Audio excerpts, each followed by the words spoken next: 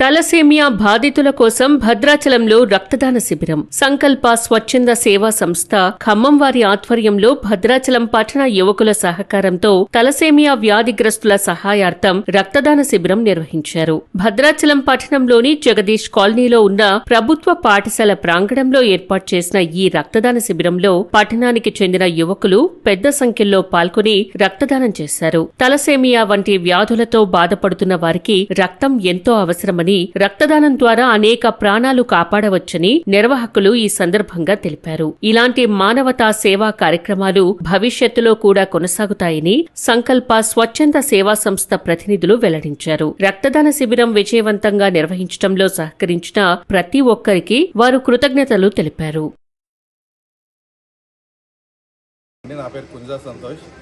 ఈరోజు సంకల్ప సేవా సంస్థ ఖమ్మం వారి ఆధ్వర్యంలో తలసేమియా వ్యాధిగ్రస్తుల కోసం ఈరోజు బ్లడ్ క్యాంప్ నిర్వహించడం జరుగుతుంది జగదీష్ కాలనీలో.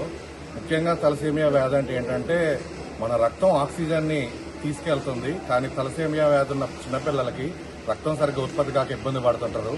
దానివల్ల వాళ్ళకి 15 రోజులకి 30 రోజులకి ఇలా రక్తం ఎక్కించాల్సి ఉంటుంది.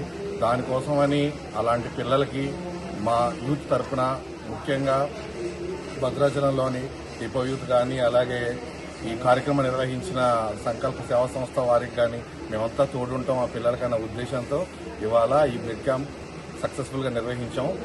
మ్యాక్సిమం యాక్చువల్గా మొత్తం 50 మంది దాకా బ్లడ్ ఇచ్చారు ఇప్పటికీ.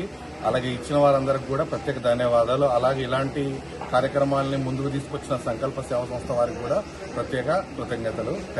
భద్రాచలం పట్టణం మన జడ్స్ కాలనీలోని మండల పరిషత్ ప్రాథమికోన్నత పాఠశాలలో ఈ యొక్క కార్యక్రమం నిర్వహిస్తున్నారు.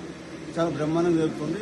ఇప్పటికే దాదాపు 50 నుంచి 60 మంది దాకా రక్తం ఇచ్చేట్టుగా తెలిసింది. చాలా సంతోషం అండి. ఎందుకంటే ఈ రక్తం చాలా విలువైంది. ఒక వ్యక్తి చనిపోయే వ్యక్తిని బ్రతికించే ఒక మంచి కార్యక్రమం కాబట్టి, ఇందాక చెప్పినట్టుగా చాలా మందికి పుట్టిన తర్వాత చిన్నవాళ్ళు కానీ పెద్దవాళ్ళు కానివ్వండి కొంతకాలం తర్వాత రక్తం ఉట్టిగా ఎరిగిపోతూ ఉంటుంది. 10 రోజులకో లేక 10 రోజులకో 4 రోజులకో వీళ్ళకి రక్తం ఎక్కిస్తూ ఉండాలి. వాస్తవంగా అలాంటి పరిస్థితిలో బ్లడ్ సడన్గా దొరకడం కష్టం కాబట్టి ఇలాగా స్వచ్ఛంద సేవల ద్వారా ఏర్పాటు చేసి ఈ కార్యక్రమం చేస్తే చాలా బాగుంటుంది. ఇప్పటికే మనం చెప్పినట్టుగా భద్రాచలం డిపో యూత్ వారు, అలాగే సేవా భద్రాచలం యూత్ వాళ్ళు చక్కటి కార్యక్రమం నిర్వహించారు. వాళ్ళందరూ వచ్చి బ్లడ్ ఇచ్చారు. ఆ విధంగా ఇవ్వటం వల్ల మీ యొక్క బ్లడ్ ఒక్క హాఫ్ లీటర్, ఒక 300 మిల్లీలీటర్ అనుకుంటా బ్లడ్ ఒక ప్రాణిని కాపాడుతుంది. కాబట్టి ఇలా ఇచ్చిన మీ అందరికీ కూడా ముందుగా ధన్యవాదాలు. అదేవిధంగా ఈ కార్యక్రమం నిర్వహిస్తున్న సంకల్ప స్వచ్ఛంద సేవ వారికి కూడా నా హృదయపూర్వక కృతజ్ఞతలు చేస్తూ నమస్కారం.